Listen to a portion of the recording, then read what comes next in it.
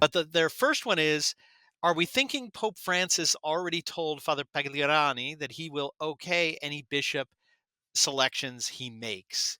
So I'm going to answer this first by clarifying I have no inside information. I've not spoken to Father Pagliarani or Pope Francis for that matter, at least in the last few days.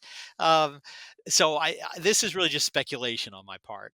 But I have a feeling that in one of the meetings, as Father Pagliarani has met with, he's been brought to Rome and he's met with Pope Francis a few times, that I have a feeling that he was either told, or again, this is Pope Francis, maybe intimated or suggested, or something. This would be classic Pope Francis. If you need more bishops, come and talk to me. We'll take care of you.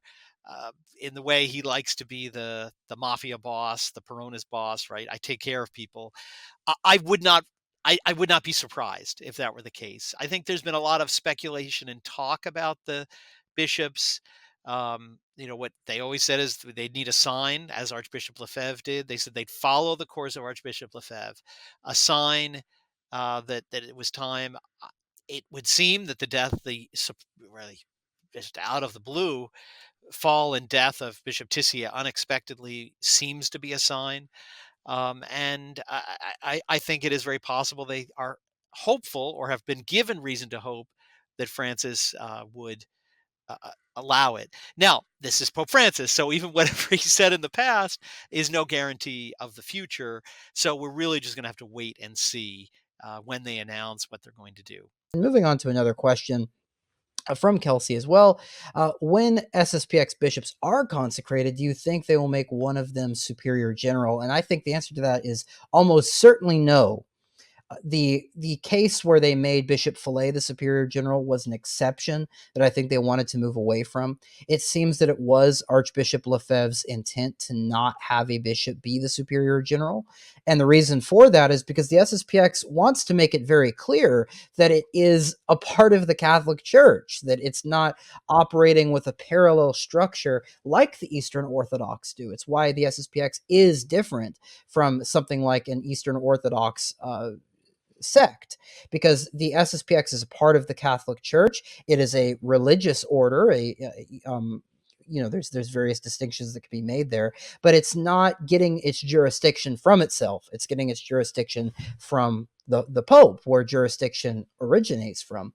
And so it wouldn't be an invalid thing or thinking it in that sort of way if the SSPX did elect a bishop as a superior general. And if they deem that prudent, then I would trust their judgment on that, frankly. But I doubt they will. I think the election of Father Pagliarani showed that they wanted to sort of move away from that practice so that they can signal to Rome, look, we're not schismatic. We're not trying to set up our own church. We are a part of the Catholic Church. And so I don't know if you had any insight into that, Brian, but I doubt they would do that.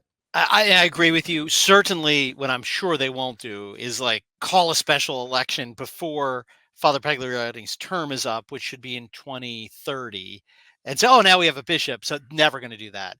Question Yes. is when they get to, is that 2030? Yeah, 12 years, right? Yeah, 2030. When they get there, I also think it's unlikely. Archbishop Lefebvre's express wish, as you stated, that they not be, and certainly there's history in the church where bishops have been heads of religious orders. I mean, it's not, there's Mhm. nothing wrong with it, but if you notice, and this maybe for those who are not less familiar, you may have seen this term. When the society speaks about the bishops, they say we have three auxiliary bishops, and they choose that word very specifically. An auxiliary bishop is someone who is consecrated, who has all the fullness of the priesthood sacramentally, but has no jurisdiction. So, in a very large diocese, for example, long before the council, this is not a modern thing per se. You had a huge diocese, New York City, and it was just too much sacramentally for the bishop to do everything, to perform all the functions of bishop, to confirm. It was just too big, and so he has the jurisdiction to govern, but they had other bishops appointed and consecrated to help with the sacramental obligations of the episcopacy. And so that's why they call their bishops auxiliary. They're like an auxiliary bishop of the Archdiocese of New York. They have no jurisdiction because they can only be granted directly by the Pope. But they do have the ability to aid in the sacramental powers of the episcopacy, ordination and confirmation being the two main ones.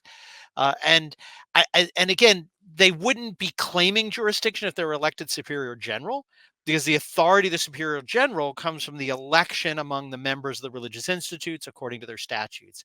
But Lefebvre understood it created some where somebody could be misled. Like, it doesn't make a claim, but someone who's seeing the bishop in charge might think, oh, they're like a diocesan bishop when they're Mm. not. And he just said to avoid that uh, ambiguity, he advised against it. They did elect Bishop Fillet, and again, there was nothing prohibiting it. But I tend to agree with you. I think it's less likely.